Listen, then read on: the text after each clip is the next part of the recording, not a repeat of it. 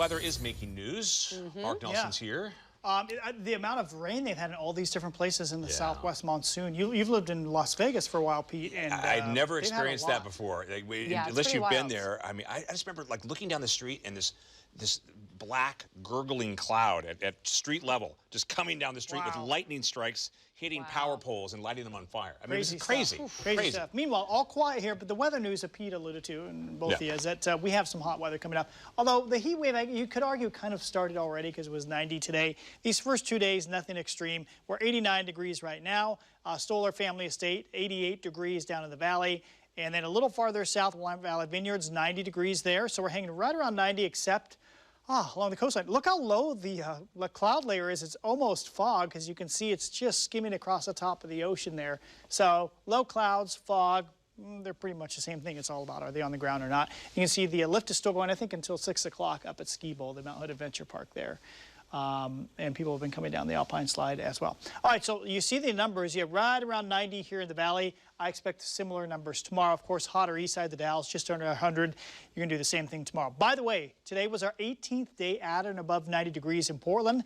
Well above the average. The average is right here, about 15 days. So last year we had 24. Obviously, we're going to have a few more here, 2, 3, 4 more at least, through the next week and a half. So yeah, well above average once again, turning into a hot summer after a really wet, remember May and June, extremely wet stuff. Okay, the only reason we're not hotter today is there's a little weather system here kind of skimming by offshore. That'll push the ocean air inland a little bit tonight, and that'll keep us around 90 again tomorrow, maybe only 88 if we get lucky. But this hot air just to our east, that surges to the northwest again. By Wednesday, it's centered just over the eastern parts of Oregon and Idaho. It's just a big, what we call a heat dome. It doesn't stick around too long, though. By Thursday night, it's starting to push off to the east, and we see a weather system coming by on Friday, and that should give us a major push of ocean air. We're back in the low to mid 80s, I think, on Friday. And that should continue through the weekend. I don't see hot weather this coming weekend, and that's good news. As for thunderstorms, we're always watching for those this time of the year. Remember, we had a big outbreak last week.